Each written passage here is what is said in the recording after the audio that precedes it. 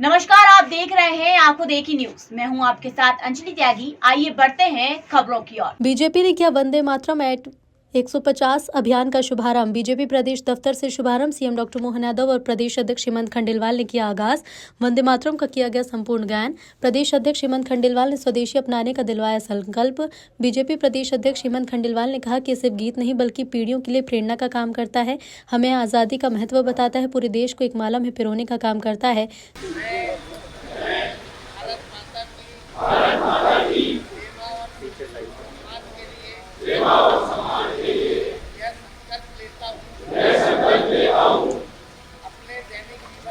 अपने दैनिक जीवन में अधिकतम भारतीय उत्पादों का उपयोग करूंगा और आयातित वस्तुओं की जगह देशी विकल्प अपनाऊंगा। हर काम और समाज में भारतीय उत्पादों को प्राथमिकता दूंगा और गाँव किसान और कारीगर का समर्थन कर स्थानीय उद्योगों को बढ़ावा दूंगा।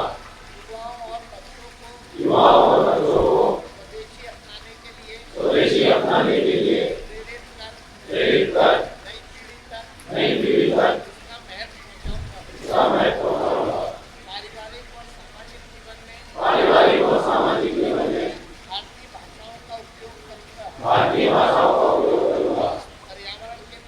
पर्यावरण के प्रति सजग रहकर स्वदेशी और प्रकृति अनुकूल उत्पादों का प्रयोग करूंगा और देश के पर्यटन स्थलों को प्राथमिकता दूंगा। जय हिंद। बंकिम चट्टोपाध्याय जी के द्वारा 7 नवंबर 1875 को रचित ये काव्य पाठ जो देश के आज़ादी के रणबांकुरों के लिए एक प्रेरणा का किया,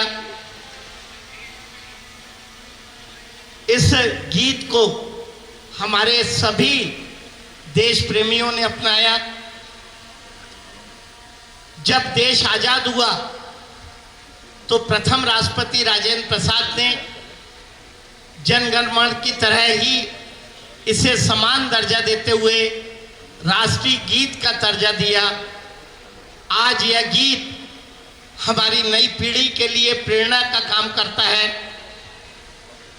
जिसने इस देश की आज़ादी का अलग जबक आया और सभी हमारे स्वतंत्रता संग्राम सेनानियों को एक करने का काम किया।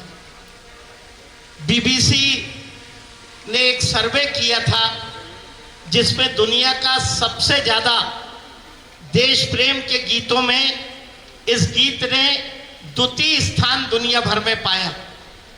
ऐसा यह गीत जो हमें प्रेरणा देता है, हमें हमारी आज़ादी कैसे मिली उसका संदेश देता है, इस देश को एक करने का काम करता है। इसके कुछ शब्द संस्कृत के और कुछ बांग्ला के हैं। जब बांग्लादेश विभाजित हुआ तब भी इस देश के नागरिकों ने, स्वतंत्रता संग्राम सेनानियों ने इस गीत के माध्यम से उस बंगाल विभाजन का विरोध किया। आज हम सब मोदी जी के आह्वान पे इस देश को दुनिया में आगे ले जाना चाहते हैं। ये गीत इस देश के हर नागरिक के लिए प्रेरणा का काम करेगा। आज प्रदेश भर में 10 सामूहिक ज्ञान में आज यहाँ आप सब सम्मिलित हुए। मैं आप सब का वंदन करता हूँ और उम्मीद करता हूँ कि हम सब मिलके राष्ट्र प्रेम के साथ मोदी जी के नेतृत्व में इस देश को स्वदेशी के साथ हम दुनिया के शिखर पे पहुँचाने का काम करेंगे। धन्यवाद। सीएम ने एक संबोधन में कहा कि वंदे मातरम गीत के 150वें साल का हम सब उत्सव मना रहे हैं। इसके मूल मंत्र के साथ स्वतंत्रता सेनानियों ने हमें आज़ादी दिलाई। वंदे मातरम गीत के जरिए पूरा देश एक हो गया। सीएम डॉक्टर मोहन यादव ने कांग्रेस पर निशाना साधा और कहा कांग्रेस ने देश को बांटने का काम किया, सनातन संस्कृति ने देश को सशक्त बनाया। वंदे वंदे आज के वंदे मातरम कार्यक्रम में खास करके 150वीं जयंती के अवसर पर 7 नवंबर 1875 आनंद मठ नाम के उस अमर साहित्य में जिस भाव से ये रचना हुई, बंकिम चंद्र जी ने जो रचना बनाई, बाद में हमने अभी थोड़ी देर पहले उसी भाव के आधार पर राष्ट्र कवि रविंद्रनाथ ठाकुर जी को अपने स्वर से बंगाल में गाते भी सुना। और जैसा कि हमारे माननीय अध्यक्ष जी ने बताया, माननीय अध्यक्ष जी, माननीय मंत्री विश्वास सारंग जी, माननीय हमारे सांसद आलोक शर्मा जी, माननीय विधायक रामेश्वर जी, माननीय विधायक भगवान दास सबनानी जी, हमारे महापौर और हमारे वरिष्ठ नेता सुरेश पचौरी जी, पूर्व केंद्रीय मंत्री, इस अवसर पर सभी प्रदेश के पदाधिकारी और आप सब, ये वास्तव में यशस्वी प्रधानमंत्री ने अपने शब्दों में हमको सबको विस्तार से इसकी बातें बताई। मैं दोहराना नहीं चाहूँगा, लेकिन भारत माता का चित्र सामने रख करके भारत माता को किस रूप में हमारी सनातन संस्कृति के माध्यम से हजारों हजार साल से देखा जा रहा, उसका एक लघु चित्र उनने आंखों के सामने ला करके, ये जो दुविधाजनक मार्ग होता है जो हमको अपनी मूल संस्कृति से हटा करके, ये जो तथाकथित जिसको सेक्युलरिज्म या छद्म सेक्युलरिज्म कहते हैं, या जिसको हम अपने सुविधा के संतुलन से वोट बैंक नीति पे कांग्रेस के चरित्र को सबके सामने लाने के लिए, हम सबके सामने इससे बड़ा उदाहरण नहीं हो सकता जिसको आज अब सबके सामने वंदे मातरम के माध्यम से समझा जा सकता है।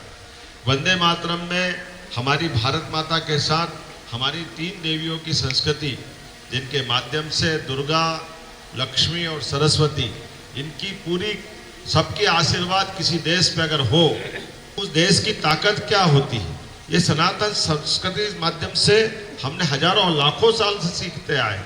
लेकिन इस बात को बजाय समझ करके करने के, उन्होंने लघु रूप दे करके इनको केवल धर्म विशेष से जोड़कर देखते हुए वंदे मातरम का जो विभक्तिकरण हुआ, और हमने सब ने देखा कि वंदे मातरम नहीं बटा, बाद में इसी भावना कारण से देश का बंटवारा हुआ।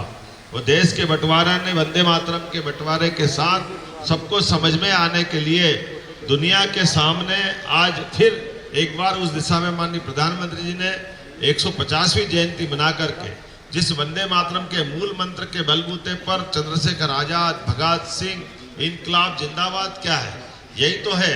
नेताजी सुभाष चंद्र बोस, तुम मुझे खून दो मैं तुम्हें आजादी दूंगा, ये क्या है, ये वंदे मातरम ही तो है। चंद्रशेखर आजाद या भगत सिंह या तमाम जितने क्रांतिकारी, पूरा स्वतंत्रता का आंदोलन जिस मूल मंत्र के बलबूते पे चला, 1875 में बनने वाला गीत, वास्तव में इसकी भूमिका तो 1857 में बन गई।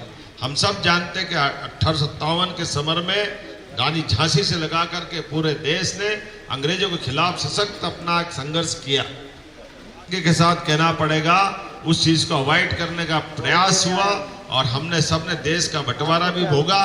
देश के बंटवारा में हजारों लाखों लोग जो इसके शिकार हुए, और आज 150वीं जयंती पर मैं प्रधानमंत्री जी को बधाई देना चाहूंगा, जिन्होंने ऐसे मुद्दे को ला करके इन सारे दुनिया के सामने पुनः उस बात को रेखांकित करने का प्रयास किया है, जिसके कारण से भारत और भारतीय लोगों की एकता दुनिया के सामने, दुनिया के सबसे बड़े गणतंत्र के माध्यम से जानी पहचानी जाती है। फिलहाल खबरों में बस इतना ही। देश दुनिया की तमाम खबरों को जानने के लिए बने रहिए आंखों देखी न्यूज के साथ। नमस्कार।